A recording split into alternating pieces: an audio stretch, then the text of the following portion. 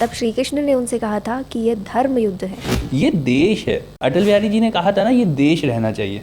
क्यों हिंदुत्व हिंदुत्व होता रहता है इतना? उनका एक्शन लेना कितने लोगों के ऊपर भारी पड़ सकता है। मेरे धर्म को, मेरी आस्था को चोट पहुंचा रही है। लोग तो भूल ही जाएंगे कुछ दिनों बाद, और लोग भूल गए। हिंदुस्तान में, भारत में सांप्रदायिकता की परिभाषा ये हो गई है, कोई भी यहाँ पे सेंट नहीं है, राम राज्य नहीं है ये। रामचरितमानस को लिखने का मकसद ही ये था। तो अगर गुंडा राज फिर अगर दोबारा आया यूपी में, तो फिर शिकायत करने का आपका कोई हक नहीं बनता है। और पैसे आएंगे कहाँ से? वो पता नहीं। नमस्ते, मैं हूँ ऋषभ। मैं हूँ पारुल। और आपका स्वागत है हमारे चैनल हम तुम और भारत पे। तो आज हम जिस वीडियो पे रिएक्शन देने जा रहे हैं, उस चैनल का नाम है योगा ऑफ लव। और इस वीडियो का टाइटल है व्हाई शुड डिवोटीज टेक वोटिंग्स सीरियसली। क्या आप उन लोगों में से हैं जो ये सोचते हैं कि पॉलिटिक्स बेकार की चीज़ है, पॉलिटिक्स के बारे में हमें नहीं सोचना चाहिए, सारी की सारी पार्टीज एक जैसी होती हैं, तो वोट करके क्या फ़ायदा, कोई भी पार्टी जीते आखिर पिसना तो जनता को ही है?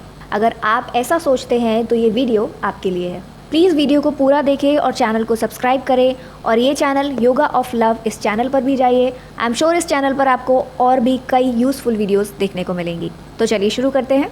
हरे कृष्णा। पिछले कुछ दिनों में कई सारे भक्तों का कमेंट आया है कि अरे हम ये कोई धर्म के नाम पर वोट नहीं देंगे। कुछ का कहना था कि अरे हम कोई पॉलिटिक्स से क्या लेना देना है, हमें क्या मतलब कौन जीत रहा है कौन हार रहा है, ये राजनीति इन सबसे हमें क्या मतलब है, हम तो सिर्फ भगवान के नाम का जप करेंगे, सिर्फ राधा कृष्ण के विषय में जो है हम चर्चा करेंगे, इनसे पॉलिटिक्स राजनीति इनसे हमें कोई मतलब नहीं है, हमें वोट डालने इन सबसे कोई मतलब नहीं है। कई बार भक्त बोलते हैं कि अरे कलयुग में कोई भी पार्टी ठीक नहीं है, आप देखो सबके ऊपर कुछ करप्शन चार्जेस हैं, किसी के अंदर कुछ ऐसे मिनिस्टर्स हैं जो रेप करते हैं, या फिर कुछ ऐसे लोग हैं जो काउ स्लॉटर हाउसेस से जो डोनेशन लेते हैं, या जो भी गलत काम होते हैं, तो फिर हम किसी को भी वोट क्यों दें? क्या ये धार्मिक है? क्या ये अधर्म के साथ देना नहीं है? तो इसको मैं कैसे देखता हूँ, उससे संबंधित 5-6 पॉइंट्स मेरे दिमाग में हैं जो इस वीडियो में मैं जल्दी से शेयर करना चाहता हूँ। तो चलिए शुरू करते हैं। भगवत गीता में भगवान श्री कृष्ण ने अर्जुन को ही क्यों गीता सुनाई? कई सारे रीजन है, लेकिन उसमें ये भी बहुत बड़ा रीजन है कि अर्जुन जो थे उस वक्त के एक बहुत इन्फ्लुएंशियल लीडर थे। अर्जुन को लोग फॉलो करते थे। स्वयं भगवान भगवत गीता में 3.21 में क्या बोलते हैं? यद यदा चरति श्रेष्ठसा तथ तदेवेत्रो जनाः सायत प्रमाणम कुरुते लोकस्तद अनुवर्तते। लोग जो है वो अनुसरण करते हैं किसका? लीडर का। जो श्रेष्ठ होता है, जो लीडर होता है, वो जो करता है, पीछे पीछे हजारों लाखों करोड़ों लोग उसके पद चिन्हों पर चलते हैं। जब हम देखते हैं कि हमारे देश के प्रधानमंत्री जो हैं वो हाथ में भगवत गीता लेकर चलते हैं, तो हमारे देश का जो यूथ है, लाखों लाखों लोग जो हैं वो भी भगवत गीता में इंटरेस्ट लेते हैं, उसको खरीदते हैं, उसको पढ़ना चाहते हैं। और अगर हम इतिहास भी देखें तो हम ये पाएंगे कि हमेशा से धर्म के प्रचार के लिए पॉलिटिकल पावर का होना बहुत जरूरी है। जितनी ज्यादा पॉलिटिकल पावर होगी उतना ज्यादा तेजी से धर्म का प्रचार जो है वो किया जा सकता है। जगन्नाथपुरी में हम जानते हैं कि चैतन्य महाप्रभु 18 साल रहे। अब जब महाप्रभु वहां पे थे, कैसे वहां भक्ति की लहर दौड़ रही थी। हर घर में वहां नगर संकीर्तन हुआ करते थे, हर घर में जो कीर्तन हुआ करते थे, नगर संकीर्तन हुआ करते थे, चारों तरफ भक्तों की टोली थी। और उसके बाद महाप्रभु के जाने के केवल कुछ 15-20 सालों के बाद हम देखते हैं कि वहां पे जो भक्ति है वो पूरी तरह से लुप्त हो गई थी। क्यों? क्योंकि वहां की जो लीडरशिप थी वो वहां के कुछ नवाब थे, उनके हाथों में चली गई थी। उन्होंने जो जगन्नाथपुरी का मंदिर है उसके ऊपर भी काफी हद तक कब्जा कर लिया था। जितने भी नगर संकीर्तन इन सबके ऊपर रोक लगा दी थी, और लोग भी जो है वो भक्ति को लेकर बहुत उदासीन हो गए थे, क्योंकि वहां का जो पॉलिटिकल स्ट्रक्चर है वो नॉन डिवोशनल बन गया था। वो भक्त के हाथ से निकलकर एक अभक्त के हाथ में चला गया था। उसके बाद वहां पे जो है मान सिंह करके आते हैं और वो नवाबों के साथ लड़ते हैं, उन्हें वहां से भगाते हैं।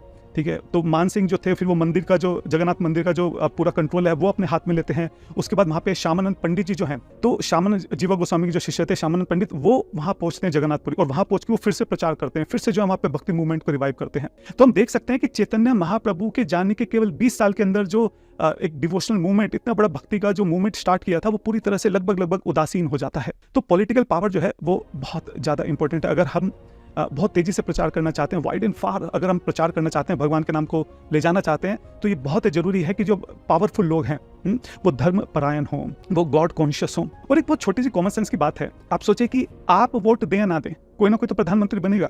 अगर हम ये सोच के बैठ जाएं कि भाई मैं किसी को वोट नहीं दूंगा, मत दो, तुम्हारे वोट ना देने से तो ये तो है नहीं कि कोई प्रधानमंत्री नहीं बने, कोई ना कोई तो बनेगा। तो ये बेसिक कॉमन सेंस की बात है कि अगर किसी ना किसी को प्रधानमंत्री या जो भी लीडर है जिसके लिए भी चुनाव हो रहा है वो बनना ही है, तो क्यों ना वो गॉड कॉन्शियस हो, क्यों ना वो धार्मिक हो, या एटलीस्ट रिलेटिवली धार्मिक हो। अब कलयुग में हम युधिष्ठिर महाराज को और परीक्षित महाराज जैसे अगर नेता को ढूंढने लगेंगे तो हमें कोई नहीं मिलेगा। तो हमें युधिष्ठिर महाराज की छवि नेताओं के अंदर नहीं देखनी है। अब यही चीज़ लोगों को समझ में नहीं आती है कि ये पॉलिटिशियंस हैं, ये कोई भगवान नहीं है जो आपकी सारी प्रॉब्लम्स दूर कर दें। और ये रियल लाइफ है, ये कोई राम राज्य नहीं है सीरियल नहीं चल जहाँ रहा। पर आपकी सारी प्रॉब्लम्स दूर हो जाएंगी। और ये जो कुछ प्रॉब्लम्स हैं, लोगों ने ये उम्मीद छोड़नी शुरू कर दी कि 10 साल का टाइम तो दे दिया, अब करना था तो कर दिया होता। और 75 साल में जो इतनी चीज़ें खराब हुई थी उसका क्या? आप सोचो 75 साल में जिन लोगों ने चीज़ें खराब की वो 10 साल में अगला बंदा ठीक कर दे। हर सरकार से कुछ कमियां रही हैं। ऐसी कौन सी सरकार है जो परफेक्ट रही है अब तक? एक सरकार का नाम बता दो। तो एक कोई सरकार ऐसी आई है जो आपकी संस्कृति के साथ साथ डेवलपमेंट पे भी ध्यान दे रही है। हर चीज़ वो आपको सिखा रही कि आप आत्मनिर्भर बनो। बहुत सारे लोग बोलते हैं कि राजनीति में धर्म का क्या काम, क्यों हिंदुत्व होता रहता है इतना। तो धर्म का काम, धर्म का रोल लोगों की लाइफ में कितना होता है, ये शायद हमें बताने वाले अब है नहीं, लेकिन रियलाइज़ करके हम देख सकते हैं। जब भारत में मुग़लों का काल था और हिंदुओं को बेदर्दी से मारा जा रहा था, उनको कन्वर्ट करने के लिए मजबूर किया जा रहा था, औरतों के साथ क्या क्या नहीं होता होगा आप खुद इमेजिन कर सकते हो। उन लोगों के बारे में सोच कर देखिए, वो लोग सिर्फ़ और सिर्फ ये सोचते होंगे कि बस भगवान हमारी रक्षा करे। तब उनको सिर्फ भगवान याद आते होंगे, तब उनको कोई आरक्षण, कोई नौकरी, कुछ नहीं चाहिए होगा। उनको सिर्फ ये चाहिए होगा कि कोई कैसे भी उन्हें इस चीज़ से बचा ले कि उन्हें धर्म कन्वर्ट ना करना पड़े। और ऐसा समय आया था जब लोगों का भगवान पर से विश्वास उठने लगा था। क्यों भगवान उनकी रक्षा नहीं कर पा रहे हैं? तब एक रचयिता हुआ करते थे तुलसीदास, उन्होंने लिखी थी रामचरितमानस। और रामचरितमानस को जब लोगों ने पढ़ा, वापस लोगों का धर्म पर विश्वास आया।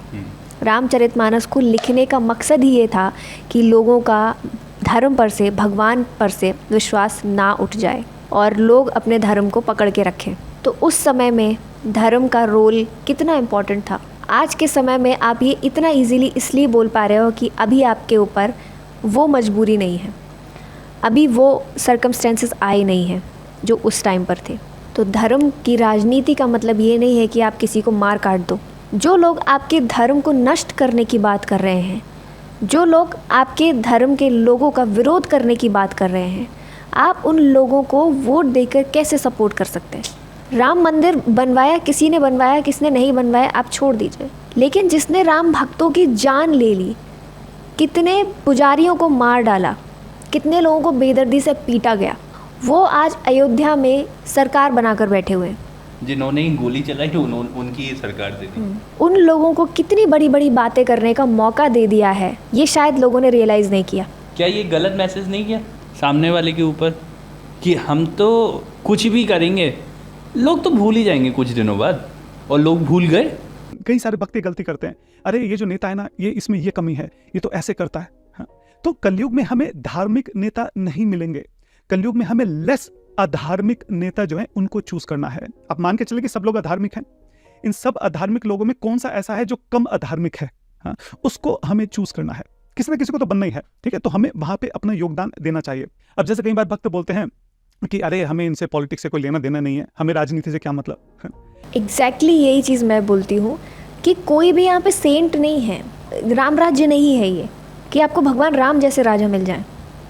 लेकिन आपको ये चूज़ करना पड़ेगा कि कौन ज़्यादा गलत है और कौन कम गलत है, सबसे कम गलत है, किससे गलतियाँ बड़ी बड़ी हो रही हैं या वो जानबूझ के कर रहे हैं, और किससे कोशिश करते करते, अच्छी कोशिश करते करते कुछ गलतियाँ हो जा रही। तो इतना बड़ा दिल रखना पड़ेगा कि जिनसे कुछ गलतियाँ हो रही हैं उनको आपको माफ़ करके उनको आगे और मौका देना पड़ेगा। अदरवाइज़ जो लोग जानबूझकर गलतियां करते जा रहे हैं, जानबूझकर कुछ भी बोलते जा रहे हैं, इनको छोड़कर अगर आप उनके पास चले जाओगे तो आप क्या उम्मीद लगा कर गए और आपको क्या मिलेगा? आप ये बताइए कि क्यों मतलब नहीं है? क्या आप पूरी तरह से विरक्त हैं? हाँ? क्या आप जो है पूरे समाज को ठुकरा कर कहीं जंगल में या कहीं बहुत सेक्लूडेड प्लेस में जाके जो है भक्ति कर रहे हैं? हम लोग समाज में रहते हैं, या गवर्नमेंट के द्वारा जो भी फैसिलिटी प्रोवाइड करी जाती है हम वो यूज़ करते हैं, हम धन एकत्रित करते हैं, हम अपना टैक्स भरते हैं, हम अपनी सारी सोशल रिस्पॉन्सिबिलिटीज को निभाते हैं। तो ये भी एक हमारी एज ए सिटीजन अपनी कंट्री के लिए सोशल रिस्पॉन्सिबिलिटी है कि हम सही पार्टी को वोट दें। सही पार्टी का मतलब फिर से वही है कि जो लेस अधार्मिक नेता है हम उसको वोट दें। इस बार हम देख सकते थे कि एक ऐसी पार्टी है जो कितने सालों से राम मंदिर के लिए लड़ रही है। जब भी कोई राम मंदिर के ऊपर प्रश्न उठाता है, हमेशा उन्हीं का ही कोई ना कोई स्पीकर जो है, कोई ना कोई कैंडिडेट जो है रिप्रेजेंटेटिव जो है वो हमेशा राम मंदिर के लिए लड़ता हुआ दिखाई देता है। बाकी तो किसी पार्टी का हमको लड़ता हुआ दिखाई नहीं दिया। हाँ। कहीं पे भी मंदिर टूटता है तो हमेशा उन्हीं पार्टी के लोग जो है खड़े होकर सबसे पहले वहाँ पे बोलते हैं। बल्कि और अगेंस्ट में बोला जाता है। हिंदुओं के बारे में कोई बात हो तो लोग हमेशा, दूसरी पार्टीज के लोग हमेशा हिंदुओं के अगेंस्ट बात करते हैं। आरएसएस को आतंकवादी संगठन साबित कर दिया है। आरएसएस के जो स्कूल होते हैं उसमें कहा जाता है कि आतंकवादी तैयार किए जाते हैं। हिंदुत्ववादी जो बात करते हैं वो सांप्रदायिकता फैला रहे हैं। हिंदू वो है जो हमेशा दूसरों के साथ शांति से, अमन से रहना चाहता है, क्योंकि उसको फालतू के लफड़े चाहिए ही नहीं। वो अपना परिवार, अपने लोग और अपनी चीज़ों में खुश रहना चाहता है। लेकिन आप ऐसा तो कम से कम मत करो कि आप उससे, उसके रिलीजन के बारे में कुछ भी बोलते चले जाओ, उसके रिलीजन को डिसरिस्पेक्ट करते चले जाओ। और अब नेचर भी खैर हिंदुओं का ऐसा होता है कि हिंदू बर्दाश्त करता हुआ भी चला जाता है। उसको नहीं इतना पड़ी होती है कि कौन क्या बोल रहा है और हम मोर्चा उठा लें, हम कुछ बोलें, हम उसके अगेंस्ट हमें कुछ बोलना है। इसीलिए ज़्यादा लोग टारगेट कर पाते हैं हिंदू धर्म को। अब देख लो, ऐसी पार्टीज़ को हिंदुओं ने ही तो चुना है जिन्होंने हमेशा हिंदू धर्म के अगेंस्ट बात की है। इस बार अन्नामलाई के अगेंस्ट वो पार्टी जीती है साउथ में, कोयम्बटूर में, जिसने कहा था कि सनातन धर्म कैंसर है, सनातन धर्म मलेरिया है, सनातन धर्म डेंगू है। क्या बात कर, और क्या तुम्हें नहीं पता? अन्नामलाई जैसे ईमानदार इंसान के सामने वो पार्टी जीती है। इतने बड़े बड़े स्टेटमेंट दे दिए, इतने बड़े बड़े स्टेटमेंट, और ऐसे लोगों को हिंदू ही जिता रहे हैं। ये कितनी अजीब बात है। कितनी, बंगाल में देखो, कौन नहीं जानता है कि वहाँ पे हमेशा मुस्लिम्स को सपोर्ट किया जाता है, हिंदुओं को दबाया जाता है, लेकिन फिर भी वहाँ पे वो ममता बनर्जी जीतती है हमेशा। अगर हिंदू सब मिलके एक जगह वोट डालें तो क्या वो जीत जाए? लेकिन नहीं करते हैं ऐसा। इसीलिए तो ओवैसी इतने टाइम से जीतता वहाँ पे चला आ रहा है। और वहाँ पे तो अब खैर मुस्लिम की पॉपुलेशन भी ज़्यादा है, लेकिन क्या हिंदुओं का फ़र्ज़ नहीं बनता था कि माधवी लता को सारे वोट पड़े उनके? वो चलो फिर भी चलो जी हार जाती, माना अगर सारे वोट हिंदुओं के पड़ते भी। मुस्लिम से हम नहीं एक्सपेक्ट कर सकते, लेकिन हिंदुओं से तो कर सकते हैं। वो भी इसलिए कि ओवैसी में क्या ऐसा दिखता है नहीं कि वो कम्युनल नहीं है। माधवी लता कम्युनल है और ओवैसी कम्युनल नहीं है, क्योंकि वो मुस्लिम धर्म की बात कर रहा है और माधवी लता हिंदू धर्म की बात कर रही है। तो परिभाषा कम्युनलिज्म की ये है, सांप्रदायिकता की ये है कि जो हिंदू धर्म की बात करेगा वो सांप्रदायिक है। हिंदुस्तान में, भारत में सांप्रदायिकता की परिभाषा ये हो गई है। कोई अगर बोलता है, मीटिंग करते हैं कि इरेडिकेट सनातन धर्म को पूरी तरह से नेस्त नाबूद कर दिया जाए, खत्म कर दिया जाए, वो कैसे करा जाए उसके ऊपर वो लोग मीटिंग कर रहे हैं। वेल ऑर्गेनाइज्ड मीटिंग है। उसके खिलाफ केवल एक ही पार्टी का जो कैंडिडेट है वो हमेशा खड़े होकर बात करता है, मतलब उनको डिफीट करने का प्रयास करता है, अपने सनातन धर्म को डिफेंड करने का प्रयास करता है। तो एक पार्टी जो है जो हमेशा धर्म के साथ अगर खड़ी हुई है, एक पार्टी हमेशा राम मंदिर का सपोर्ट कर रही है, एक पार्टी हमेशा सनातन धर्म का सपोर्ट कर रही है, तो हम क्यों ना उस पार्टी को सपोर्ट करें? और अगर हम ही उस पार्टी को सपोर्ट नहीं करेंगे, आप बताइए उनके पास क्या कारण है फिर वो हमारा ध्यान रखें?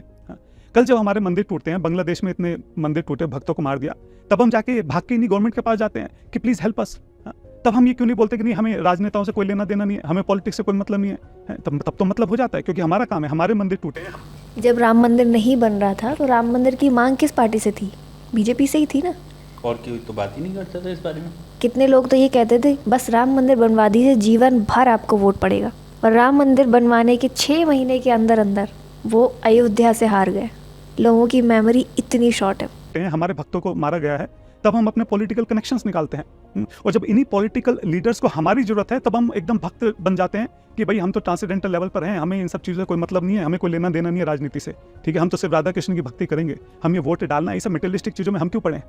ठीक है, तुम नहीं पढ़ रहे, तो फिर जब हमारे मेटेरियलिस्टिक काम पढ़ रहे हैं कि मंदिर टूट रहे हैं, हमारे को दिक्कत हो रही है, लैंड के इश्यूज आ रहे हैं, रथ यात्रा के लिए परमिशन नहीं मिल रही है, प्रचार के लिए परमिशन नहीं मिल रही है, तो फिर हम क्यों इन लीडर्स के पीछे भागते हैं? हम भी सोचे ना कि ठीक है, हम तो उनके पास नहीं जाएंगे, अब नहीं परमिशन मिल रही तो कोई बात नहीं बनाते मंदिर। हमको भी फिर ऐसे सोचना चाहिए।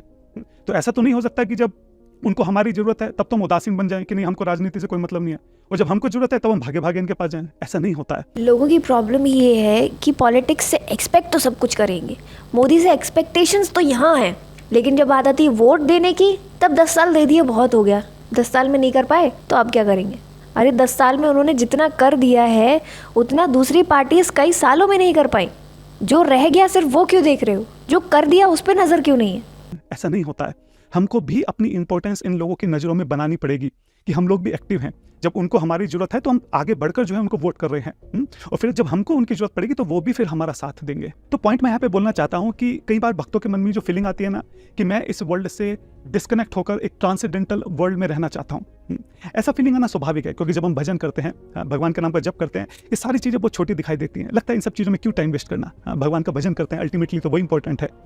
एक्चुअली अर्जुन भी तो यही बोल रहा था भगवद गीता के शुरू में। अर्जुन भी तो ये चाहता था कि क्या मैं सब फालतू पॉलिटिक्स में लड़ाई झगड़े में पड़ूं, छोड़ो इन सबको, किसी सेक्युलर प्लेस में जाके वहाँ पे अच्छे से भगवान का भजन करते हैं। तब भगवान के जोड़ देने पर उसने जब भगवद गीता सुनी तो उसके बाद उसने वो युद्ध करा। ट्विटर पे भी ऐसी काफ़ी बातें चल रही हैं कि हिंदुओं को जगाना बहुत मुश्किल है।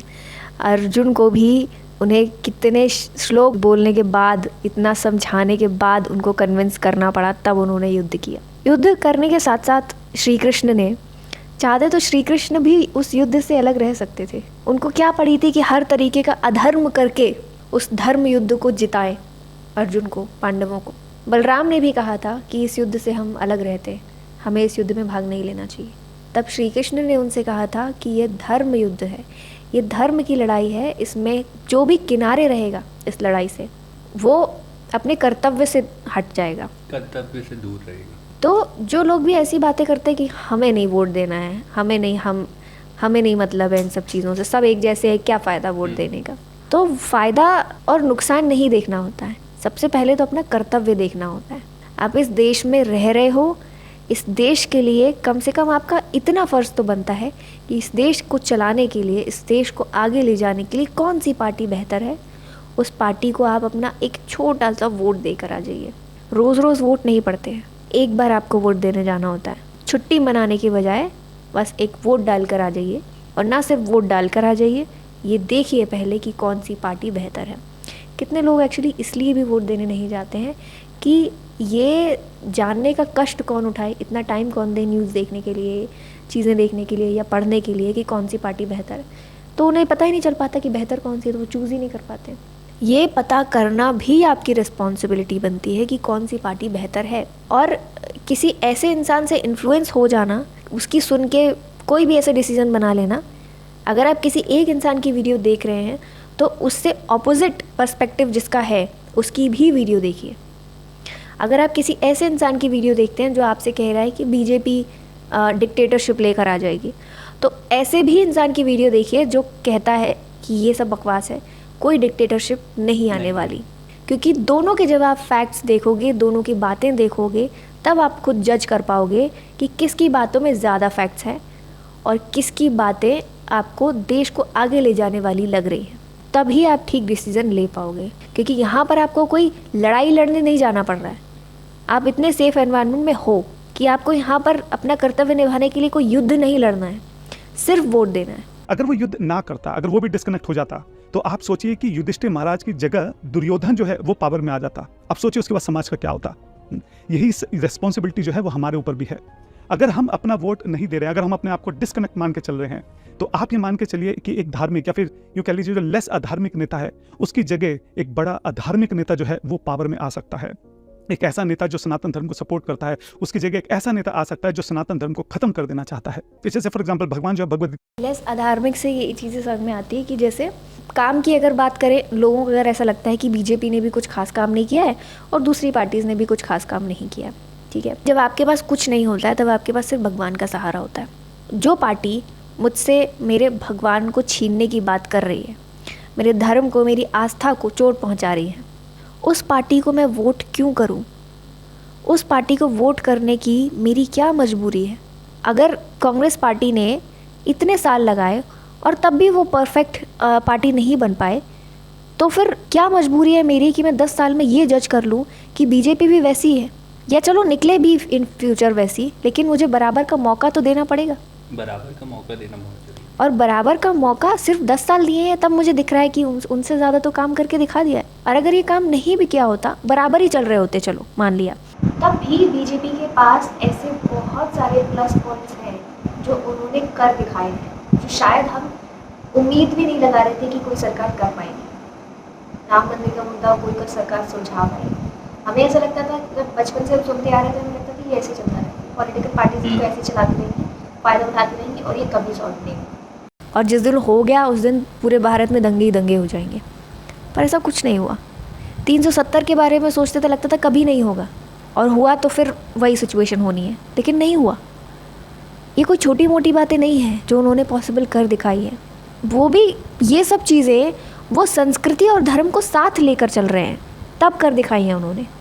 एक ऐसा नेता जो सनातन धर्म को सपोर्ट करता है, उसकी जगह एक ऐसा नेता आ सकता है जो सनातन धर्म को खत्म कर देना चाहता है। जैसे फॉर एग्जांपल भगवान जो है भगवद गीता में बोलते हैं 5.10 में, पद्मा पत्रम इवा भस। भगवान बोलते हैं कि जो लोटस फ्लावर है ना, वो पानी में रहकर भी पानी से टच नहीं होता है, डिस्कनेक्ट रहता है। मतलब डिस्कनेक्ट रहता है मतलब उसकी जो इम्प्योरिटी है वो उसको टच नहीं कर पाती है। ठीक है, ये सेम चीज़ हमारे साथ भी है। हम जब इस दुनिया में रहते हैं तो हमारी जो प्योरिटी है वो इस दुनिया से डिस्कनेक्ट होने में नहीं है। हमारी जो प्योरिटी है वो हमारी इंटेंशन में है कि हम किस इंटेंशन से जो है वोट डालने जा रहे हैं। हमारी इंटेंशन क्या है, हमारी जो वोट डालने के पीछे इंटेंशन है वो भी यही है कि किसी तरह से भगवान के नाम का प्रचार जो है ज़्यादा से ज़्यादा हो सके, किसी तरीके से जो धर्म परायण नेता है वो जो है पावर में आ सके। और जब इस इंटेंशन के साथ हम वोट डालने जाते हैं तो वोट डालना भी अपने आप में भक्ति का ही एक अंग है। एक और पॉइंट मैं यहाँ पे बोलना चाहता हूँ कि हम जानते हैं कि कैसे वैदिक काल में जो राजनीति है वो धर्म के अधीन रहकर कार्य करती है। ब्राह्मण के दिखाए हुए रास्ते पर जो है क्षत्रिय आगे बढ़ता है और समाज की सेवा करता है। आजकल हम जानते हैं कि किस तरीके से जो राजनेता है, जो क्षत्रिय है और जो ब्राह्मण है वो किस तरह से अलग होते जा रहे हैं। इनफैक्ट इस बात पर जोर दिया जा रहा है कि जो धर्म है उसको राजनीति में हस्तक्षेप नहीं करना चाहिए। ये सही नहीं है। हस्तक्षेप क्यों नहीं करना चाहिए? राजनेताओं को धर्म गुरुओं के निर्देशानुसार ही कायदे से जो है काम करना चाहिए। अब ये जो अलग अलग जो दोनों ताकत अलग अलग हो रही हैं, इसका परिणाम ये हो रहा है कि जो राजनेता हैं उनकी जो रिस्पॉन्सिबिलिटीज थी वो भी ब्राह्मणों को अपने हाथ में लेनी पड़ रही हैं। फॉर एग्जाम्पल, जो मंदिर बनाना है वो ब्राह्मण का काम नहीं है, वो क्षत्रिय का काम है। ब्राह्मण जो है वो सिर्फ बताता है कि मंदिर कब, कहाँ और कैसे बनेगा, किस तरीके से बनेगा। ये क्षत्रिय का काम है कि मंदिर बनवाए जाएं। हम देखते हैं हमारे स्क्रिप्चर्स में सब राजा हैं जो मंदिर बनवाया करते थे, ब्राह्मण नहीं बनवाते हैं। लेकिन क्योंकि राजनेताओं ने अपना काम छोड़ दिया है, इसलिए जो ब्राह्मण है वो अपने स्तर से नीचे उतरकर क्षत्रिय के स्तर पर उतरकर जो है मंदिरों का निर्माण करते हैं। राम मंदिर की जो लड़ाई शुरू की थी वो ब्राह्मणों ने ही शुरू की थी। जो वहाँ के मेन पुजारी हुआ करते थे उन्होंने शुरू की थी। बीजेपी ने कई सालों के बाद उनका साथ दिया है इसमें, जो कि जैसे उन्होंने कहा क्षत्रियों का फर्ज बनता है।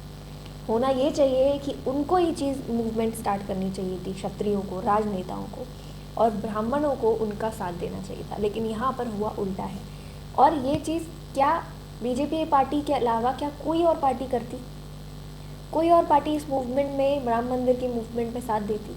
कभी नहीं देती। ये हम सब जानते हैं। अगर हम अपने आप को ये बोले कि हाँ कोई और पार्टी होती, कोई और पार्टी साथ देती थी, हम अपने आप को धोखा दे रहे हैं। कोई पार्टी इस वक्त भारत में अवेलेबल नहीं है जो धर्म के किसी काम में किसी को भी सपोर्ट करे, मुद्दा बना के खेल रही है। बीजेपी के अलावा और कोई पार्टी नहीं है, मुझे नहीं दिखती। इसीलिए मुझे बीजेपी का साथ देना है।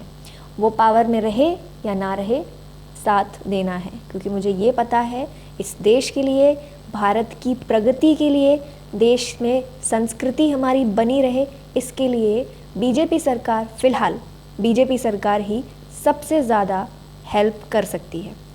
I am not saying it is 100% pure party, सब अच्छा है, सब सही है, वो मैं उम्मीद भी नहीं कर रही हूँ किसी भी पार्टी से। मेरी ऐसी कोई एक्सपेक्टेशंस किसी पार्टी से है नहीं, क्योंकि मुझे पता है ये कलयुग है, त्रेता युग, द्वापर युग नहीं चल रही। वो जाकर अलग अलग जगह से जो है धन का जो है एकत्र करते हैं, धन को, पैसा इकट्ठा करते हैं। ये ब्राह्मण का काम नहीं है कि लोगों से जो है डोनेशन मांगी जाए। अभी रिसेंटली में मैं देख रहा था अमोघ लीला प्रभु जी जो है वो इस्कॉन द्वारका के लिए डोनेशन इकट्ठा कर रहे थे, और कई लोग ही उनको जो है क्रिटिसाइज कर रहे थे कि अरे देखो पैसा मांग रहा है, मंदिर के नाम पे पैसा लोगों का लूट रहे हैं। मतलब लोगों में इतनी बेसिक कॉमन सेंस नहीं है कि अरे भाई, जो अमोघ लीला प्रभु जी हैं वो अभी जो मंदिर उसमें छोटा सा उनका कमरा है जहाँ पे 2 लोग ठीक से बैठ नहीं सकते हैं, वो वहाँ रहते हैं। क्या वो अपने लिए पैसे मांग रहे हैं?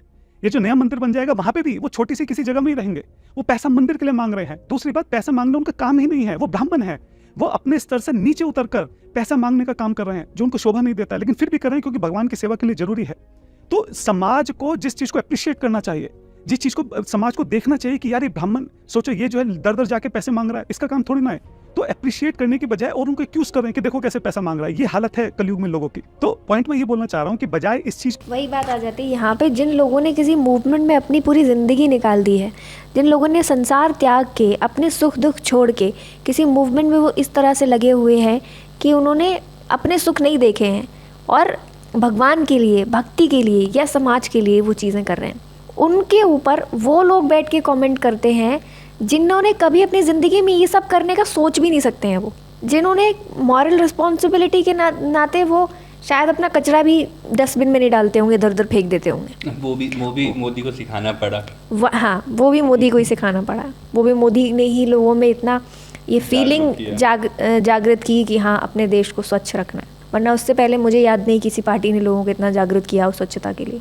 तो ये वो लोग जो अपना कचरा भी नहीं डस्टबिन में डालते हैं, वो लोग बैठ के सोशल मीडिया पे कमेंट करते हैं कि ये लोग ये कोई पुजारी वुजारी नहीं है, ये पैसों के लिए बिजनेस कर रहे हैं, पैसे मांग रहे हैं, ये कर रहे हैं, वो कर रहे हैं। चीज पे जोर देने के कि धर्म को राजनीति में हस्तक्षेप नहीं करना चाहिए, इन दोनों को अलग अलग रहना चाहिए, ऐसा नहीं है। एटलीस्ट कलयुग में पॉसिबल नहीं है, बट फिर भी जितना हो सके हमें प्रयास करना चाहिए कि हम इस तरफ जोर दें कि जो हमारे राजनेता हैं वो धर्म गुरुओं के अधीन रहकर ही कार्य करें, उनके दिखाए हुए मार्ग। ये बात उन्होंने बहुत सही कही, क्योंकि ये कलयुग है, लोगों का धर्म से जुड़े रहना बहुत ज़रूरी है। और आप ऐसी सरकार चाहते हो जो आपको आपके धर्म से और दूर ले जाए। धर्म से जुड़े रहना बहुत ज़रूरी है, ये हमारे धर्म ग्रंथों में भी लिखा हुआ है। मार्गदर्शन पर ही वो आगे बढ़े। एक पॉइंट मैं यहाँ पे बोलना चाहता हूँ कि हम सब लोग जो है ना आध्यात्मिक जगत से बिलोंग करते हैं, जहाँ पे जन्म मृत्यु जरावादी दुख दोषानुदर्शनम, किसी भी दुख का कोई दर्शन नहीं है। वहाँ पे हर एक चीज जो है परफेक्ट है। तो हमारा चीजों को देखने का नजरिया भी ऐसा होता है कि कोई भी चीज परफेक्ट क्यों नहीं है, क्योंकि हम वहाँ से बिलोंग करते हैं। इसलिए उसी भाव से हम फॉर एग्जाम्पल करंट गवर्नमेंट को भी देखते हैं। हम देखते हैं कि इस गवर्नमेंट में जो है सबको जॉब नहीं मिल रही है, यहाँ पे ये करप्शन है, यहाँ पे ये 3-4 हम जो है गलतियां दिखा देते हैं कि गवर्नमेंट परफेक्ट क्यों नहीं है, कोई भी कमी इसके अंदर क्यों है। परफेक्ट तो कोई भी गवर्नमेंट नहीं हो सकती है। पॉइंट मैं बोलना चाह रहा हूँ कि हम गवर्नमेंट का कंपैरिजन जो है कई बार आध्यात्मिक जगत से करने लग जाते हैं, कि जहाँ पे हमारी एक्सपेक्टेशन ऐसी होती है कि हर एक चीज जो है गवर्नमेंट के अंदर एकदम परफेक्ट होनी चाहिए। हमको गवर्नमेंट का कंपेयर आध्यात्मिक जगत से या परफेक्ट वर्ल्ड से नहीं करना है, हमको एक गवर्नमेंट का कंपैरिजन दूसरे गवर्नमेंट से करना है। अगर हमको लगता है कि इस गवर्नमेंट में कुछ थोड़ा बहुत करप्शन हुआ है, तो क्या दूसरी गवर्नमेंट जिसको हम या दूसरी पार्टी जिसको हम वोट देने वाले हैं, क्या वहां पे करप्शन नहीं हुआ है? हम भूल गए वो समय जब हर एक दूसरे हफ्ते जो है बड़े बड़े स्कैम सामने आया करते थे, कई लाख के जो स्कैम हुआ करते थे, जब हर दूसरे महीने जो है कहीं ना कहीं बम फटा करते थे। इतना करप्शन, इतना।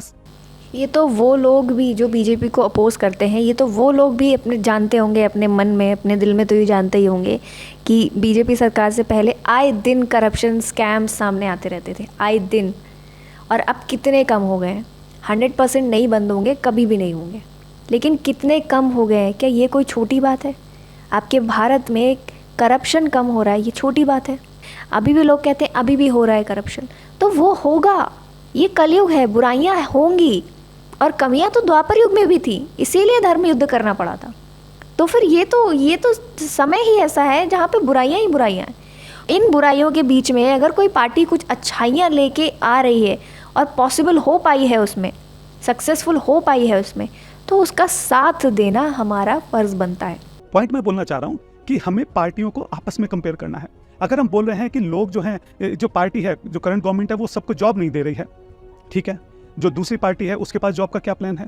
प्लान तो हो, खाली बोलने से तो नहीं होगा ना। मैं बोल तो कोई कुछ भी सकता है, और इलेक्शन के टाइम में तो हर कोई कुछ ना कुछ बोलता रहता है। हम बोल सकते हैं कि हम सबको जॉब देंगे, कहाँ से देंगे, कैसे देंगे, प्लान क्या है? करंट गवर्नमेंट है, फॉर एग्जांपल हम देखते हैं कि उनका प्लान है, ठीक है, उनका स्किल डेवलपमेंट है, मेड इन इंडिया है, जिसके जरिए वो कई सारी इंडस्ट्रीज जो है वो इंडिया में लगा रहे हैं, जिससे ज़्यादा से ज़्यादा लोगों को रोजगार मिल सके, ठीक है, उनके पास अपना प्लान है।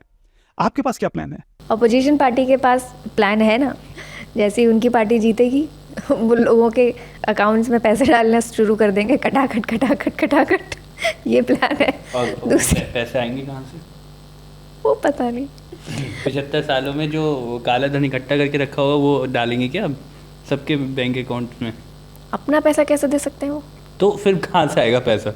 मतलब टैक्स पेयर अपना पैसा गवर्नमेंट को टैक्स दे रहा है भारत की डेवलपमेंट के लिए, ना कि पैसे को फ्री में बांटने के लिए। एक गवर्नमेंट जो फ्री में इलेक्ट्रिसिटी बांट रही है, क्यों? क्योंकि वोट्स चाहिए। और ये वर्क भी किया है ना, देखो उन्होंने 1 लाख रुपए देने की बात की, 8,000 रुपए फ्री महीना देने की बात की। फ्री में क्यों देना है? अब बोलो ना, हम जॉब अपॉर्चुनिटी बनाएंगे, जॉब लेके आएंगे, फ्री में पैसा बांटने वाली क्या? फ्री क्या है? क्यों देना है फ्री?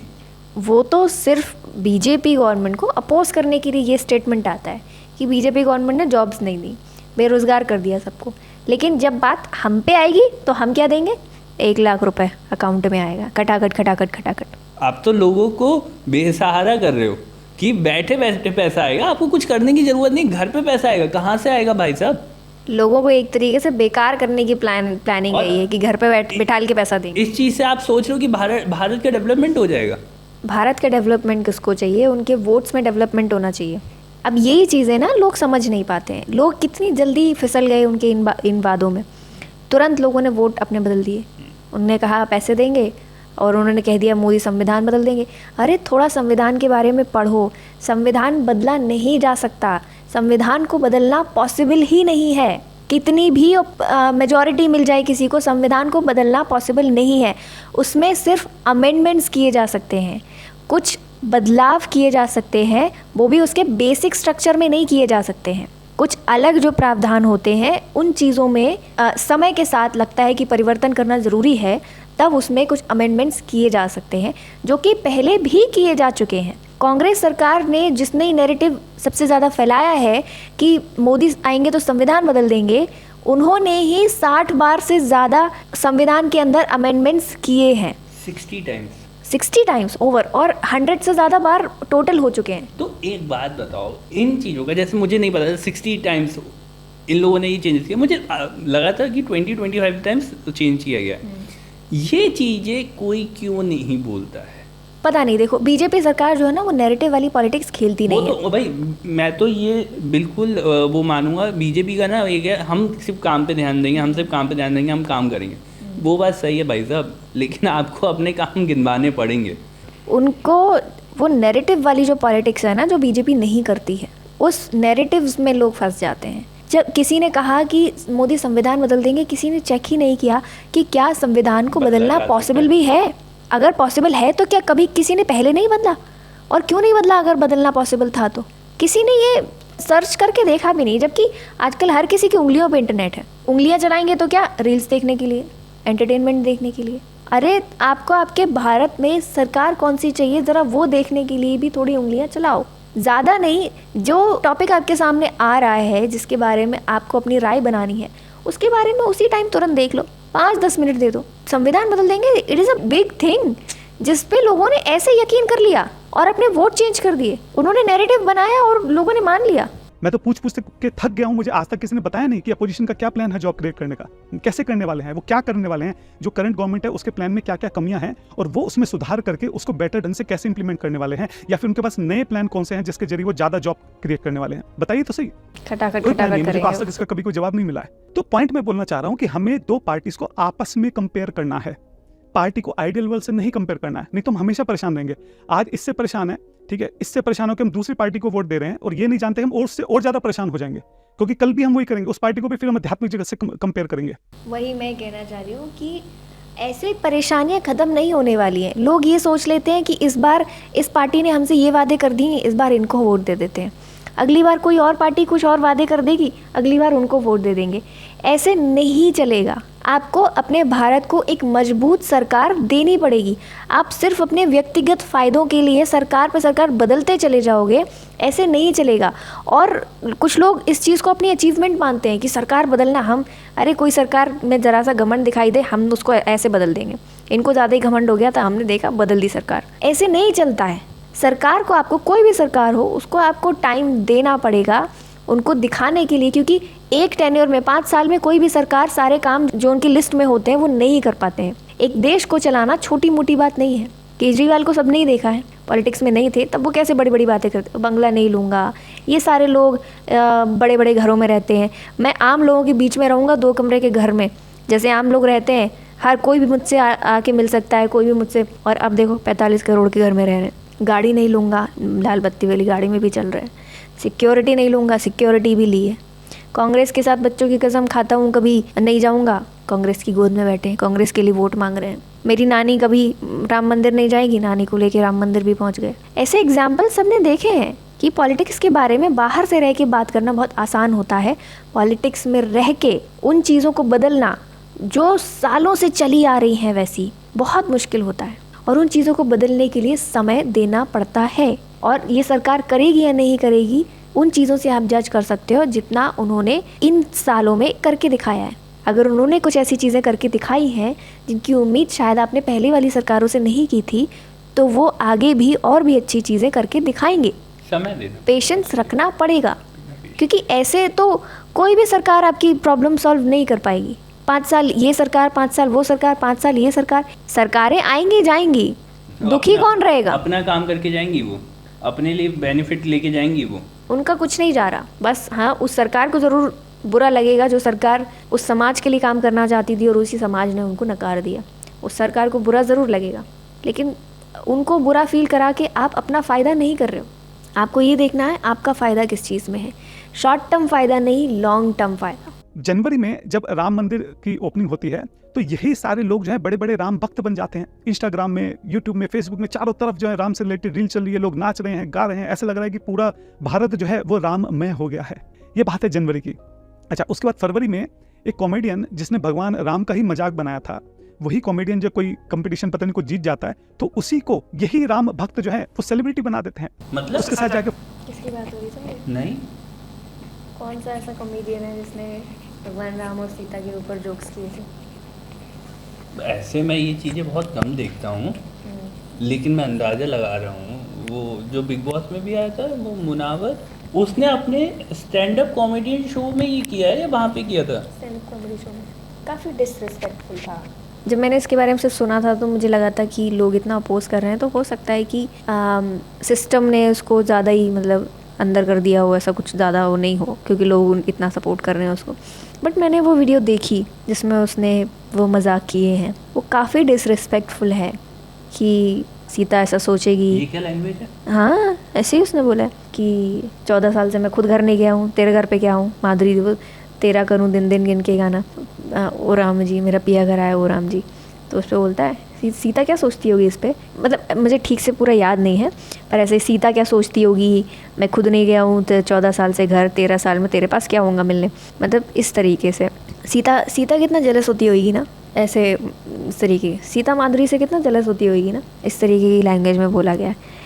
गोधरा कांड जिसमें राम भक्तों को जिंदा जला दिया गया था, उस कांड पे वो अपने कॉमेडी शोज़ में मजाक करता है। कहता है टीवी पे बर्निंग ट्रेन मूवी आ रही थी, मेरे डैडी आए, उन्होंने बोला ये क्या लगा रखा है, ऐसी चीज़ें नहीं देखते। बोला मेरे डैडी को लगा गोधरा कांड का वीडियो देख रहा हूँ, और हंसता है, सब हंसते हैं इस बात पे। जिस कांड में बच्चे, औरतें, आदमी जिंदा जल गए, उस चीज़ पर तुम मजाक बना रहे हो इसलिए क्योंकि उसमें राम भक्त जलाए गए थे। यही जिसमें मुस्लिम्स मरे थे उसके बारे में कोई मजाक बनाए, आज तक तो किसी ने ऐसा किया नहीं है, लेकिन अगर किसी ने मजाक बना दिया ना तो ये बात पता नहीं कहाँ कहाँ तक पहुँच जाएगी। नुपुर शर्मा का केस देख लो, नुपुर शर्मा को पूरा डिबेट पे, मेन स्ट्रीम मीडिया के डिबेट पे उसको इतना प्रोवोक किया गया, महादेव की शिवलिंग का अपमान अपमान करते जा रहे थे, वो करते जा रहे थे, बोलते जा रहे थे, वो इतनी ट्रिगर हो गई कि उसने लिखी हुई है जो चीज़, उसने कोई झूठ नहीं बोला, वो भी उन्होंने ऐसे बोला कि तुम मेरे भगवान का मजाक बना रहे हो, मैं तुम्हारे उड़ते हुए घोड़ों का मजाक बनाऊं, ऐसे करके उन्होंने कुछ बोल दिया। क्योंकि उसमें शायद कुछ है, मुझे बिल्कुल भी आइडिया नहीं है कि क्या है हदीस में लिखा हुआ क्या नहीं है, जो उन्होंने बोला वो क्या है, क्या रिलेटेड है, जो उन्होंने बोला है मैं बस वही बोल रही हूँ। तो ये बात कौन कौन से मुस्लिम कंट्री तक गई और उन्होंने इंडिया के प्रोडक्ट्स को बॉयकॉट करना शुरू कर दिया। ये है उनके इस्लाम की ताकत जिसने आपके भारत को मजबूर कर दिया नुपुर शर्मा पे कार्रवाई करने के लिए, जबकि उन्होंने सिर्फ वो चीज़ बोली थी जो उनके वहाँ पे लिखी हुई है। और उनके अपोजिट जो मुसलमान बंदा जो बैठा था, जो शिवलिंग का मजाक बना रहा था, उस पर कोई कार्रवाई नहीं हुई। वो आज भी खुलेआम स्पीचेस देता है, खुलेआम बैठता है, तब भी बोलते हैं कि ये डिक्टेटरशिप है। ये कैसे डिक्टेटरशिप है ये समझ में नहीं आता है। आनंद रंगनाथन ने वो एक डिबेट में बोला तो था कि ये वही रहमानी साहब हैं जिनके साथ 1 साल पहले नुपुर बैठ के डिबेट कर रही थी। आज वो बेचारी घर में बंद है और ये खुलेआम बैठ के यहाँ पे स्पीचेस दे रहे हैं, बिल्कुल सेफ़ एंड साउंड यहाँ पर बैठे हुए हैं, मेरे साथ बैठते हैं, कुछ भी बोल सकते हैं, इनको ये आज़ादी है। लेकिन वो लड़की जिसके साथ ये 1 साल पहले डिबेट कर रहे थे वो आज अपने घर में बंद है। मुनावर फारूकी के साथ क्या हुआ? ये वो देश है जिसके बारे में लोग कहते हैं कि डिक्टेटरशिप है, जिसके बारे में लोग ये कहते हैं कि यहाँ पे मुसलमानों को दबाया जाता है। कहाँ से दबाया जा रहा है मुसलमानों को? दबाया जा रहा है, मुसलमान माइनॉरिटी में। तब तो ये हाल है कि सारे मुस्लिम देशों ने मिलके तुम्हारे भारत को मजबूर कर दिया उस लेडी पे एक्शन लेने के लिए जिसने ऐसा कुछ कहा भी नहीं था जो झूठ हो उनके धर्म के बारे में। इस इंसिडेंट के बाद भी लोगों की आंखें नहीं खुली हैं कि ये सब कितना खतरनाक है। आज ये हाल है, इन फ्यूचर क्या हाल होने वाला है लोगों को अंदाज़ा नहीं है इस चीज़ का। लोग आज भी अपने वही विंस एंड फैंटेसीज़ में बैठे हुए हैं कि नहीं सब कुछ ठीक है। ये तो बीजेपी ऐसे ही हवा उड़ा रही है कि हिंदू धर्म खतरे में है। ये फैक्ट्स भूल गए ये लोग, भूलना तो स्वाभाविक, लोग पढ़ते ही नहीं हैं। नुपुर शर्मा का केस तो बहुत हाईलाइट हुआ था। नुपुर शर्मा को सपोर्ट करने वाले भी लोग थे उस टाइम पे, जिनमें से एक वो था जो राजस्थान में कन्हैया कुमार टेलर, जिसका गर्दन काट दी गई। क्यों? क्योंकि उसने नुपुर शर्मा को सपोर्ट कर दिया था सोशल मीडिया पे। उसको गर्दन काट दिया गया लाइव, सोशल मीडिया पे लाइव करके दिखाया गया।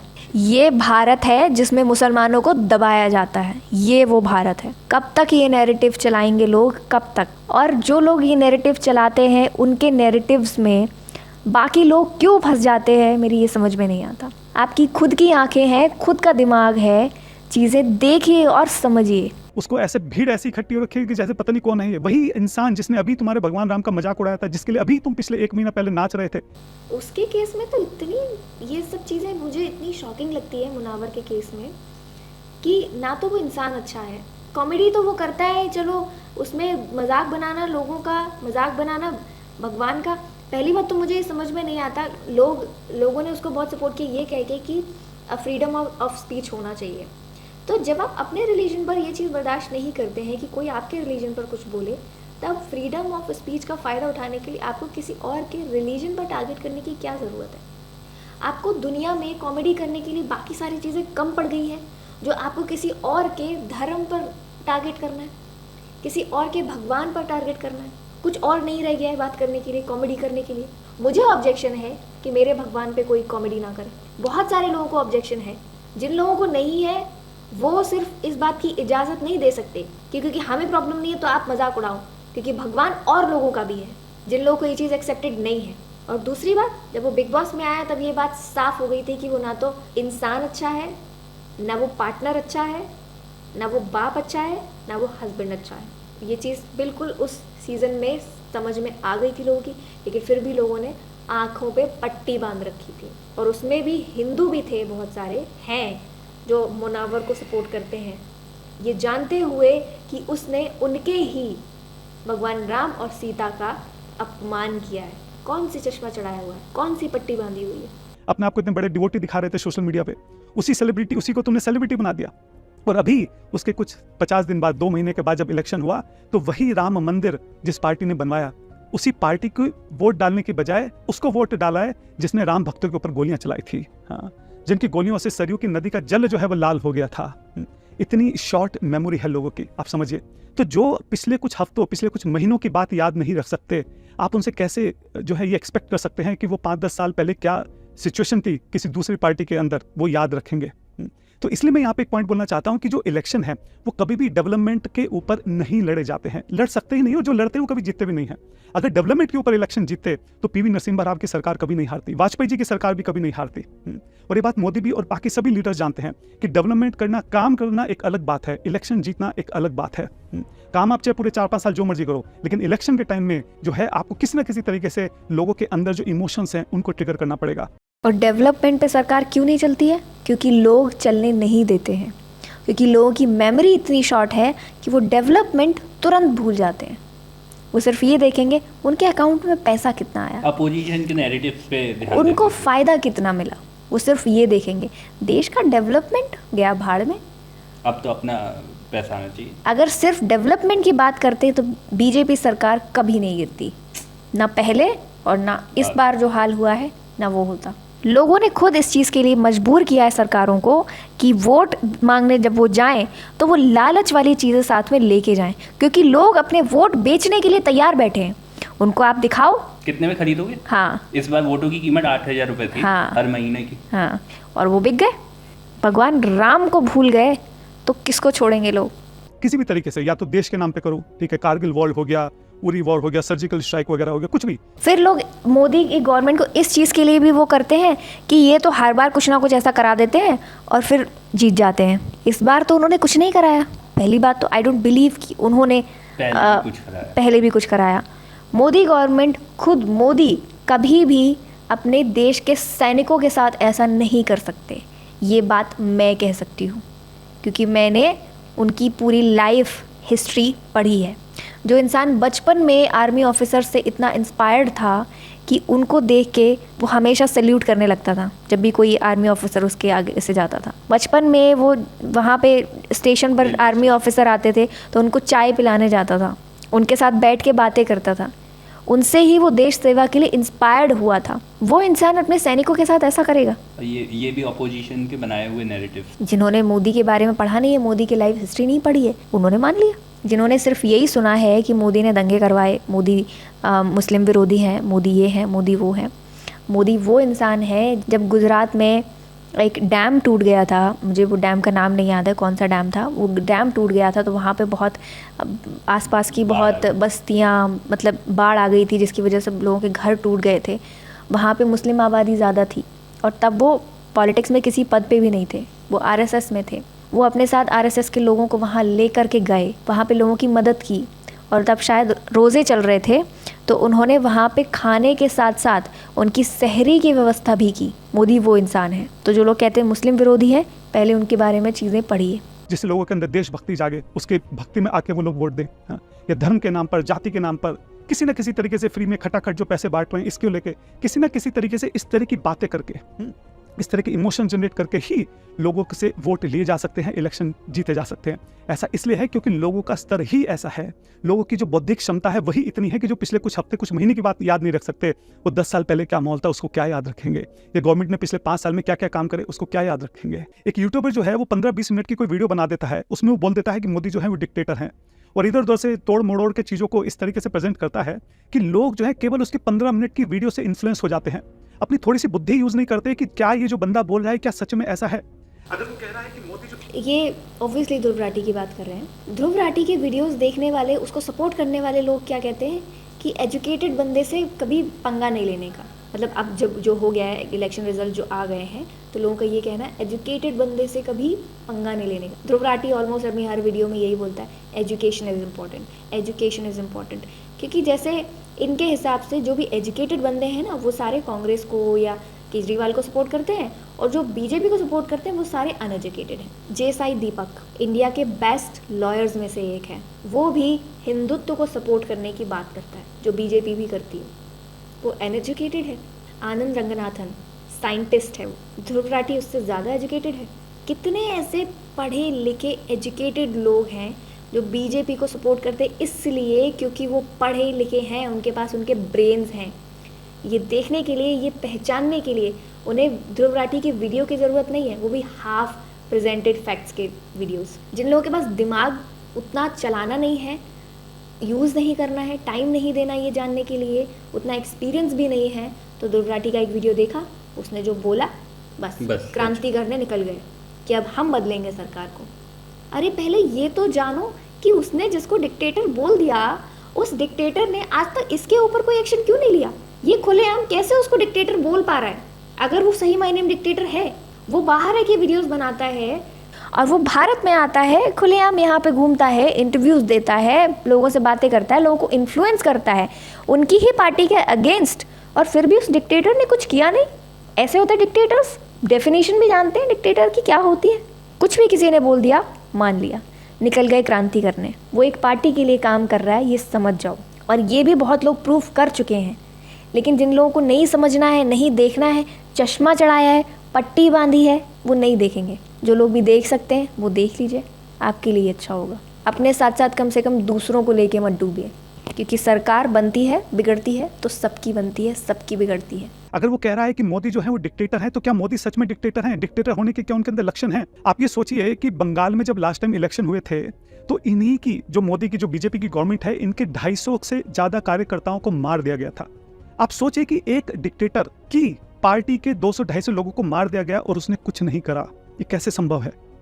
1.5 लाख हिंदुओं को जो है आपसे घर से भगा दिया गया था, वो कुछ नहीं करता है। आप सोचिए कि जो ये फार्मर लोगों ने जो प्रोटेस्ट करा था, ठीक है, जो फार्मर के लिए कानून था वो कितना बहुत अच्छा कानून था, और बहुत सारे फार्मर जो हैं, जो बड़े बड़े एनालिस्ट हैं, वो उसको सपोर्ट कर रहे थे कि बहुत रिफॉर्मेशन है ये फार्मर्स के लिए, किसानों के लिए।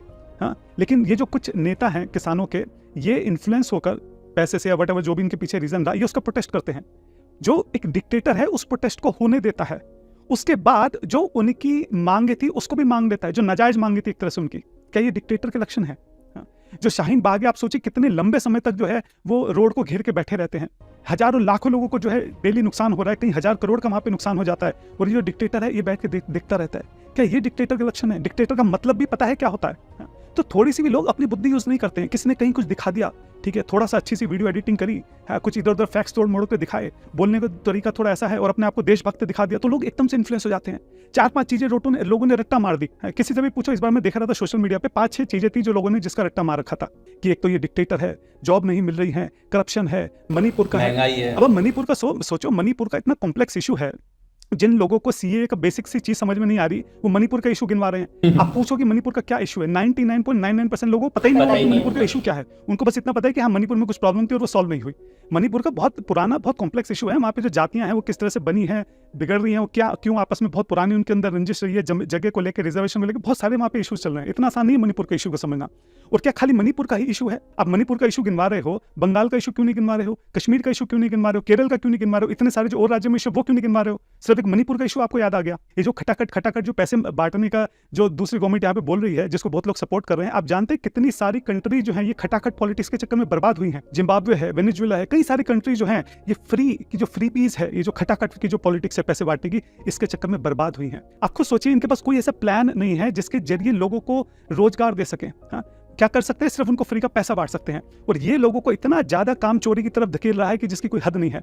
मेरे कई सारे फ्रेंड्स हैं, ठीक है, जिनके जो पिताजी हैं वो फार्मर हैं या जो अलग अलग तरह से काम करते हैं, वो बोल रहे हैं आज के टाइम में लेबर क्लास मिलना बहुत मुश्किल है। कोई काम करने को राजी नहीं है, क्योंकि हर हफ्ते जो हर महीने उनको फ्री का राशन मिल जाता है, थोड़े बहुत इधर उधर से पैसे मिल जाते हैं, सब लोग अपना पड़े, उन्हें जरूरत ही नहीं किसी को काम करने की। अभी भी मोदी गवर्नमेंट जो 80 करोड़ लोगों को फ्री में खाना बांट रही है, मैं उसके सपोर्ट में नहीं हूँ। क्यों खाना बांट रहे? कोविड के टाइम में जरूरत थी, उस टाइम आपने बांटा, ठीक है, अब क्यों फ्री में खाना बांट रहे हो? खाना फ्री में, कोई भी चीज फ्री में क्यों देनी है? जितना पैसा आप फ्री में देने में लगा रहे हो, उतने पैसे से आप उनके लिए कुछ ऐसा कीजिए ना जिससे कि वो खुद अपने बल पर जो है पैसे कमा सके। अभी फ्री में राशन जो वो बांट रहे हैं, वो इसलिए बांट रहे हैं कि जो वाकई में जो गरीब लोग होते हैं, जिनको काम नहीं मिल पाता है, उनके घर में एटलीस्ट खाना बनता रहे, वो इसलिए दे रहे हैं। और वो बहुत ज़्यादा नहीं दे रहे हैं, वो थोड़ा दे रहे हैं जितनी ज़रूरत होती है इंसान के खाने की, कि कोई भूखे पेट ना रहे, कभी भूख से ना मरे। लेकिन हो क्या रहा है ना, जिनको ज़रूरत नहीं है वो भी ले रहे हैं। सबसे ज़्यादा गलत तो ये चीज़ है कि लोग इतने कामचोर हो चुके हैं। अरे कितने लोग पता है उन जगहों से डुप्लीकेट आईडीज़ बनवा के ज़्यादा सारा ले लेते हैं और फिर बेचते हैं। ये गलती सरकार की नहीं है, ये गलती आम जनता की है कि जो गरीब के लिए सरकार जो चीज़ भेज रही है, आप उसको लेके बेच रहे हो।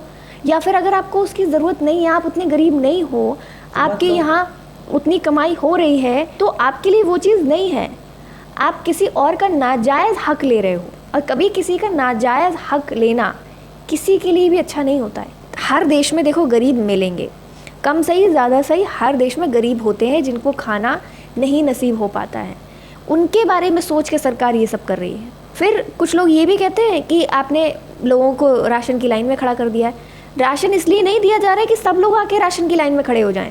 ये उन लोगों के लिए है जिनको खाना नसीब नहीं हो पा रहा है। थोड़ा समझिए कि सरकार कब, क्यों, किसके लिए कर रही है। फ़ायदा उठाने वाले आप लोग हैं, आम जनता है। फिर गाली सरकार को नहीं देनी चाहिए जब आप लोग खुद अपने स्तर पे चीज़ें गलत कर रहे हैं।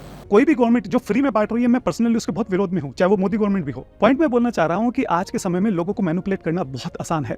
लोगों की जो मेमोरी है वो बहुत शॉर्ट है, सोचने समझने की जो। अब यही देख लो, जो लाइनें लगी हैं कांग्रेस ऑफिसेस के बाहर, लोग वो 1 लाख रुपए मांगने पहुंच गए हैं। मतलब कितने नाइव हैं वो लोग, कितने ज़्यादा। कांग्रेस कार्यकर्ता आए होंगे उनके वहाँ, बोला होगा कि आप बस वोट दो, अगले दिन से आपको पैसा आना शुरू हो जाएगा, और वो उन्होंने मान लिया। अब वो गारंटी कार्ड लेके ऑफिस के बाहर खड़े हुए हैं कि हमने वोट तो दे दिया, आप हमें पैसा दो।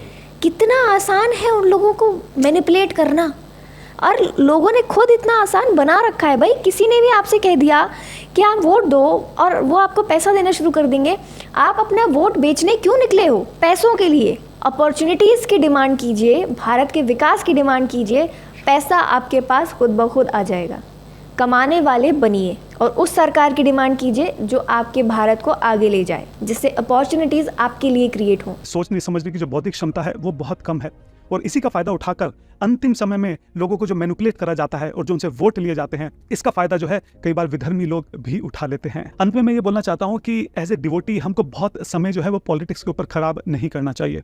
हमारे पास बहुत कम समय है, ये जो मनुष्य जीवन है बहुत दुर्लभ है।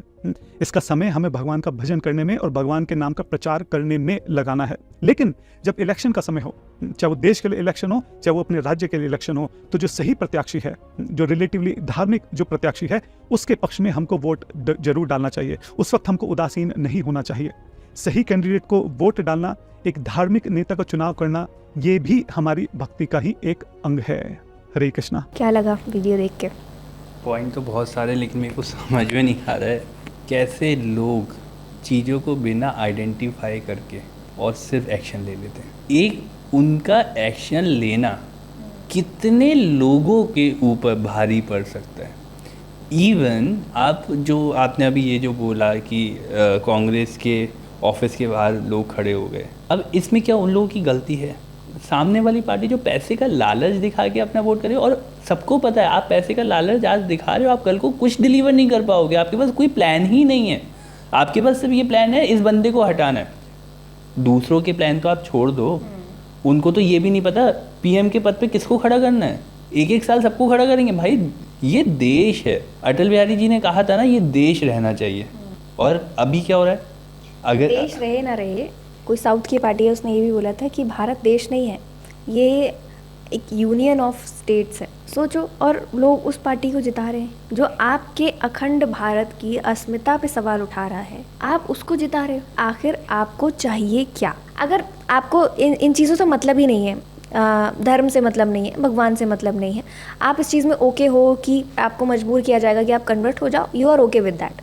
आपको आपका हर महीने का पैसा जो सरकार आपको फ्री में दे वो चीज़ें चाहिए, आपको आपका आरक्षण चाहिए, आपको सिर्फ उससे मतलब है, देन इट्स ओके। जो आप कर रहे हो वो करते रहिए। पर अगर आपको चाहिए कि आपको अपना धर्म प्रैक्टिस करने की आज़ादी चाहिए, अगर आपके धर्म पे लोग इतने आसानी से, इतनी आज़ादी से कुछ भी बोलकर ना निकल जाएं, अगर आपको चाहिए कि आपका देश प्रगति करे, अगर आपको चाहिए कि आपकी सरकार आपको एक ऐसा देश बनाकर दे जहाँ पर आपके लिए अपॉर्चुनिटीज़ हों, जहाँ पर आप खुद ग्रो कर पाओ, अपने पैरों पर खड़े हो पाओ, अपने आप को आत्मनिर्भर बना पाओ, तब आपको ये सोचने की ज़रूरत है कि कौन सी सरकार ये सब चीज़ें कर सकती है। ठीक है, हमारे मन में हर पार्टी को लेके कुछ ना कुछ शिकायतें रहती हैं, पर उसके अगेंस्ट में जो पार्टी है जिसको आप चूज़ कर रहे हो, क्या वो उससे बेटर रिजल्ट्स दे पाएगी? नहीं दे पाएगी तो जो करंट गवर्नमेंट है आपको उसको मौका देने की ज़रूरत है, क्योंकि कोई भगवान राम नहीं आने वाले हैं कलयुग में, फ़िलहाल तो नहीं आने वाले, और कोई भगवान कृष्ण नहीं आने वाले हैं जो आके आपको श्लोक ज्ञान देंगे और आपके ज्ञान के आंखें खुल जाएंगी, और तब भी खोलेंगी नहीं खोलेंगी किसी को नहीं। वो भी खैर भरोसा नहीं है। भगवान राम तो आए थे अयोध्या में, उस टाइम तो लोगों को बहुत खुशी हुई, लेकिन उसके बाद लोगों ने अपनी नज़रें फेर ली। तो अपने व्यक्तिगत फ़ायदों से उठ के जिसको समाज के बारे में सोचना है, जिसको देश के बारे में सोचना है, उनको ये सोचने की बहुत ज़रूरत है। और जब भी आपके सामने कभी कोई फैक्ट्स रखने की कोशिश करे, उनको अंधभक्त, उनको मोदी मीडिया, गोदी मीडिया, उनको आप तो सांप्रदायिक हो, ये कहने की बजाय उनकी बात पहले सुनिए, उसके बाद फैक्ट्स से उसको काउंटर कीजिए। नहीं, बात सुनने के बाद पहले उसको रीचेक करो, है ना, कि जिसने भी सामने वाले ने बोला कितना सच है और कितना झूठ है। देखो, हर सिक्के के दो पहलू होते हैं। सामने वाला अपना साइड बताएगा, दूसरा अपना साइड बताएगा। आपको देखना है कि क्या सही है क्या गलत, उसके बाद आप रिएक्ट करो। एक प्रेस कॉन्फ्रेंस हुई थी जिसमें सबसे पहला सवाल किसी ने राहुल गांधी से पूछा, तो राहुल गांधी ने उस सवाल का जवाब तो नहीं दिया, सीधे उसके सवाल के बाद ये देखिए, ये बीजेपी वाला आया है। जब आंसर नहीं मिला है तो ये बीजेपी वाला आया। बीजेपी वाला हो या कोई भी हो, आपसे प्रेस कॉन्फ्रेंस में आप सवाल का जवाब देने आए हो, आप सवाल का जवाब दीजिए। अगर नहीं दे सकते तो प्रेस कॉन्फ्रेंस मत कीजिए। मोदी को प्रेस कॉन्फ्रेंस वाले सवालों के जवाब नहीं देने हैं, इसलिए वो प्रेस कॉन्फ्रेंस नहीं करते हैं, वो उनकी चॉइस है। उनको पसंद है कि वो 1-to-1 इंटरव्यू में ठीक से उनसे कोई सवाल पूछे और 1-to-1 वो जवाब दें, तो वो कर रहे हैं, वो उनकी चॉइस है। लेकिन आपको प्रेस कॉन्फ्रेंस करनी भी है और जवाब भी नहीं देने हैं, ये क्या बात हुई? तो ये वही बात है कि ना हम इधर के हैं ना हम उधर के हैं, हम दिखावा हर चीज़ का करेंगे पर हम ठीक से कुछ नहीं करेंगे। और इसके ऑपोजिट है बीजेपी पार्टीज़, वो दिखावा उसी चीज़ का करते हैं जो वो करके दिखाने की हिम्मत रखते हैं, कुछ चीज़ें अभी भी होंगी जो उन्होंने बोली हैं पर हो नहीं पाई हैं, लेकिन अब तो उनकी सरकार ही कमज़ोर कर दी गई है। तो अब उनसे एक्सपेक्टेशंस मत रखिएगा जिन लोगों ने उनको वोट नहीं किया। और कल अगर यूपी में योगी नहीं आते हैं, मुख्यमंत्री नहीं बनते हैं, तो अगर गुंडा राज फिर अगर दोबारा आया यूपी में, तो फिर शिकायत करने का आपका कोई हक नहीं बनता है, क्योंकि जो सरकार आपको वो चीज़ डिलीवर कर रही थी, आपने उसका साथ नहीं दिया अपने व्यक्तिगत फ़ायदों के लिए। ये जो वीडियो में जो ये गुरु जो हैं बोल रहे हैं, उन्होंने जो भी चीज़ें बोली हैं उनमें बहुत सारे फैक्ट्स हैं। अगर आप अपना माइंड न्यूट्रल होकर थोड़ा खोल कर ये चीज़ें देखोगे तो आपको समझ में आ सकती हैं ये चीज़ें। किसी और के बारे में मत सोचिए, सिर्फ अपने बारे में सोचिए, अपने फ्यूचर के बारे में सोचिए, अपनी फ्यूचर जनरेशन्स के बारे में सोचिए कि आज जो माहौल आप उनको बनाकर दे रहे हैं, क्या आपकी फ्यूचर जनरेशन्स इस माहौल में सेफ़ रहेंगी, ये भी सोचना बहुत ज़रूरी है। और अगर सिर्फ आप अपने बारे में सोचते हैं, अपनी जाति के बारे में सोचते हैं, अपनी जाति के लोगों के बारे में सोचते हैं, तो फिर आप कुछ भी सोचिए, कोई फ़र्क नहीं पड़ता। फ्री ऑफ स्पीच, डेमोक्रेसी, फ़ायदा उठाइए, और जो कर्तव्य निभाना चाहते हैं वो कर्तव्य अच्छी तरह से निभाइए। That's it from our side in this video. If you find anything relatable, any point, you can write it in the comment box, and you can like the video, you can share it, and you can subscribe our channel. Bye for now. Jai Hind, Jai Bharat.